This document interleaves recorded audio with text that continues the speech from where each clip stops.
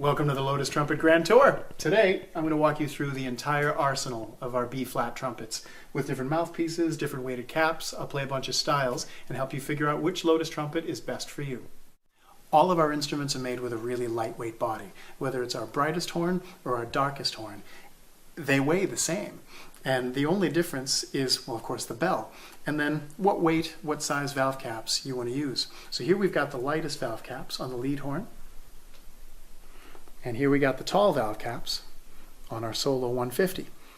Now, these valve caps are also hollow, so they actually don't add very much weight at all. And then we do have ones that are heavyweight, that are filled in with metal as well. So we've got basically small, medium, and large in terms of weight. And aside from the bell and the valve caps, the instruments are the same, and they're all built on a super lightweight body. And in my opinion, this is the way to go. If you want a really rich and creamy, dark sound, well then put a bell on the instrument that wants to make a rich, creamy, dark sound. And keep it on a lightweight body so that you can be really zippy and nimble and not actually get weighed down by the instrument. With a bell like this, you're never going to be wanting something richer or creamier or darker. This is where it's at. Now I'm going to pop in the equivalent of a 3C mouthpiece, put on medium weight caps for all the horns, and play a little bit of Joy Spring to give you a taste of a low octane jazz setting.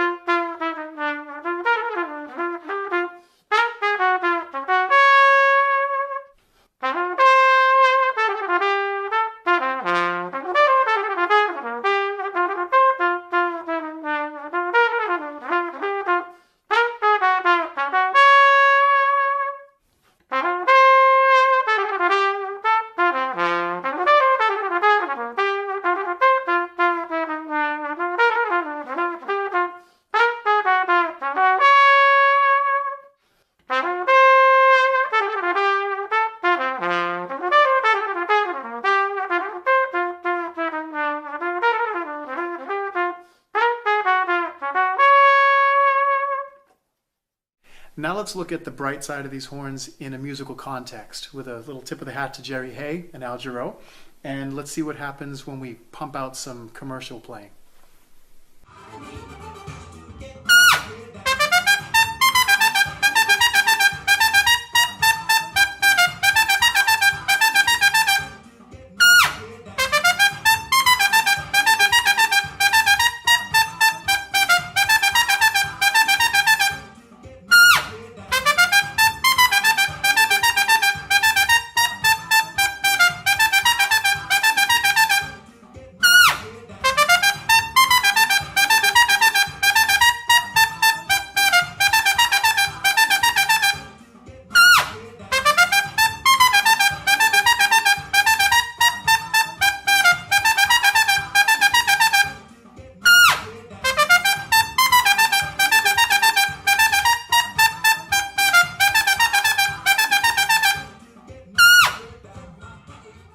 You might have noticed by now that all of these horns can sound really bright, even the biggest bell horn. When you put the light gear on it and you've got a light mouthpiece in it, it's sizzling. These horns all scream. So there isn't a single instrument on this table, on this piano, that isn't capable of making a really in-your-face, biting lead sound. It's just a question of how big you want it to be. Okay, next, I'm going to play the same ballad phrase on all the horns with an equivalent 3C mouthpiece, medium caps, and then I'm going to do the same exact thing with a flugelhorn mouthpiece. And so that you can hear both what the horn sounds like when you're playing a trumpet mouthpiece and you want it to sound warm, and then what happens when you put in a flugel mouthpiece and then it just goes to the next level of rich and creamy. So here we go. In this phrase, I'm taking it all the way down to the pedal F. So just so you know, this is a note that isn't even supposed to exist, and yet it sounds just as full-bodied as all the other notes. It's not a fake note, folks. So pay attention.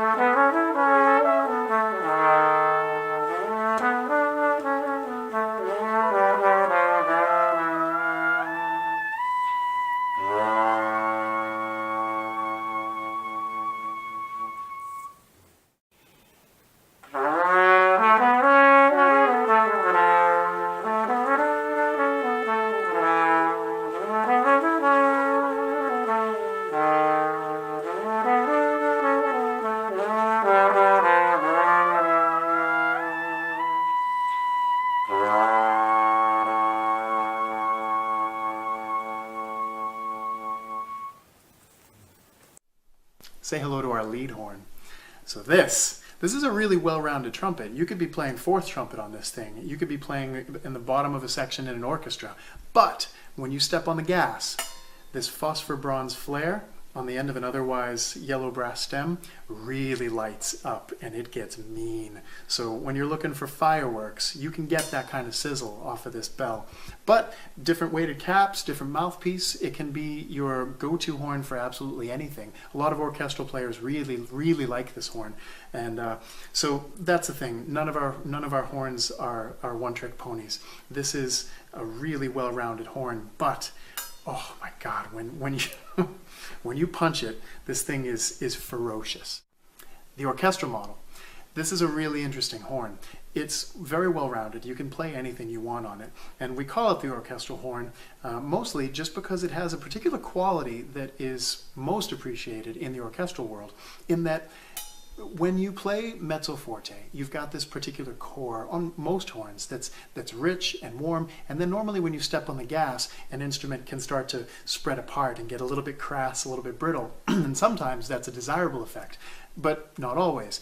This nickel-silver flare on a yellow brass stem, it acts like a limiter in that it doesn't allow the horn to ever get ugly. It stays polite no matter how loud you play. So if you're in an orchestra and you're sick of getting the hand from the conductor, this is an insurance policy against that. But also, if you're a lead player, a commercial player, who have always been getting shit for playing too bright, and you describe yourself as a naturally bright player to begin with, then this can be the perfect lead horn for you as well, in that it allows a little bit more control and gives you a little bit more trumpet, less flamethrower in the upper register. So yeah, no matter what kind of music you want to play, you can get the job done here. It's just not going to be as in your face as our lead model. So if that's what you're looking for, then here you go. The universal model. This is a really interesting horn. Unlike the other two, it has a completely phosphor bronze bell. And it's interesting, I wouldn't describe this horn as having its own personality. More what it does is just support whatever you want the sound to be. So if you have a very dark, a very creamy sound image in your mind, then it's going to give that to you tenfold. It's going to turn up the saturation on that. But if you want to play really sizzling and in your face, you'll get that too. It's almost as bright as the lead horn, arguably as bright, just a different tone quality. And it can also be much more rich as well. So this horn with different caps and different mouthpieces is a complete shapeshifter. Thus, it's called the universal model. There's nothing you can't do on this horn. Here's the solo model, 140 bell. This is my personal bell. I love it. It is an all phosphor bronze bell, and it's got a larger flare and a larger final dimension. And this bell is, what defines the solo models is that they are wider. And you get less of a directional sound where you get the yay, yay, and it's more kind of omnipresent. Whether you're filling up a small room or filling up a big room, people are going to have a harder time telling where the sound is coming from, which is a lovely quality. And you pop in a lead mouthpiece into this thing, and it's just going to be massive and really aggressive. Even more so, I think, than on the standard size bell. This has a capacity to just be gymongous. And it also has the capacity to be much warmer as the result of the larger flare and the bigger bell size in general. So this has a wider range of tone color, I'd say, which is why it's my bell of choice. Not as appropriate for all section work. If you're playing in the bottom of a section, not a problem. That'll be perfectly fine. But if you're playing second trumpet on this, it's just going to be a little bit out of place. So if you're a soloist, if you're the only trumpet player in an ensemble, this is where it's at. It's just go right to the big bells.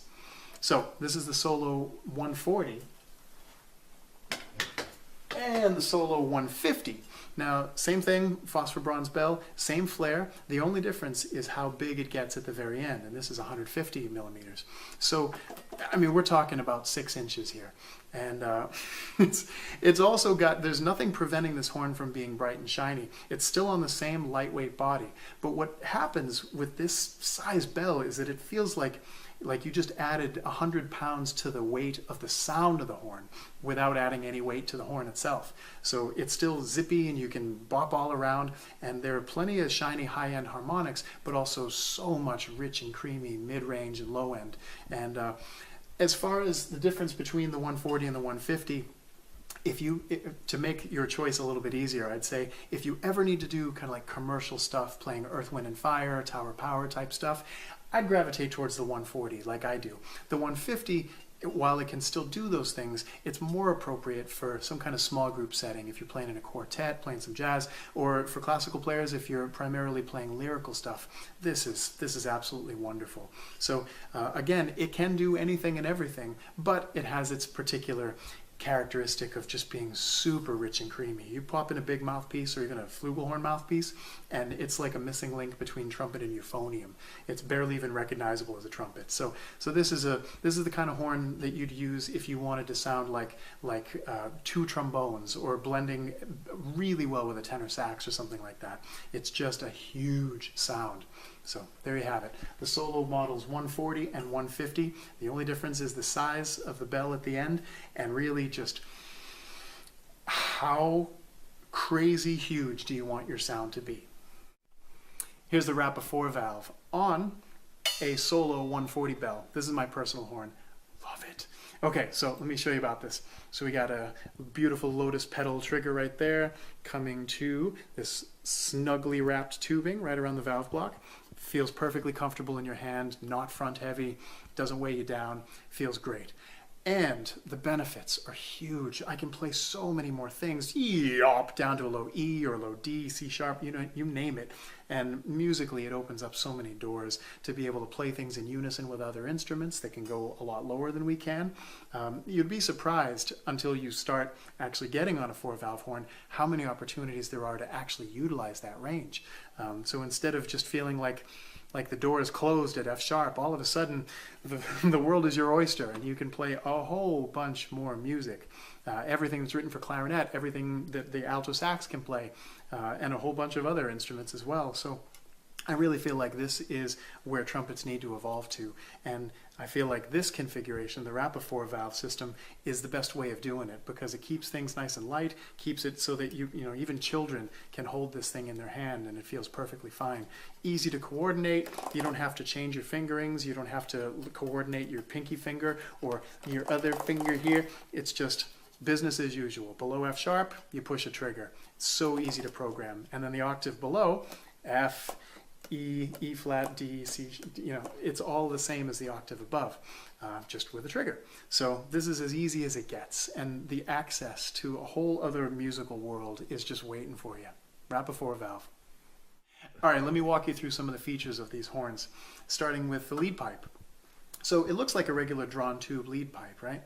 But it's actually much more special than that. We start with a solid rod and drill the inside shape, and then shave all the extra off the outside of the pipe. So what you end up with is something that looks like a regular lead pipe, but all the metal is completely unmolested on a molecular level. And all I know is that from the play testing that I've done, it is supercharging my accuracy. So the whole front end of these horns is the same across the entire line, because in my opinion, it's perfect. Next, let's talk about the valve block. MAW valve block. This is, if a regular valve block is like, a family sedan engine, and really good valve blocks are like a Rolls-Royce engine, this valve block is a spaceship. So here's what we got. These valves are unique and patented, and we've got perfect pass-throughs of air here, and also all the other ports, they have no divots, no bumps inside of them. And what that means is that all the air that you put through this horn gets rerouted through whichever slides it needs to be without any extra resistance. So you play low C, it's wide open. You play low C sharp, it's wide open. There's no change in resistance. The effect that has on playability is huge. So there's never any time when you need to consider, got to be careful with that G sharp on top of the staff, or C sharp is never going to be as open as the low C. I'm going to have to push into it a little bit more. This is where the equality comes from. Every note feels exactly the same, and it's wide open.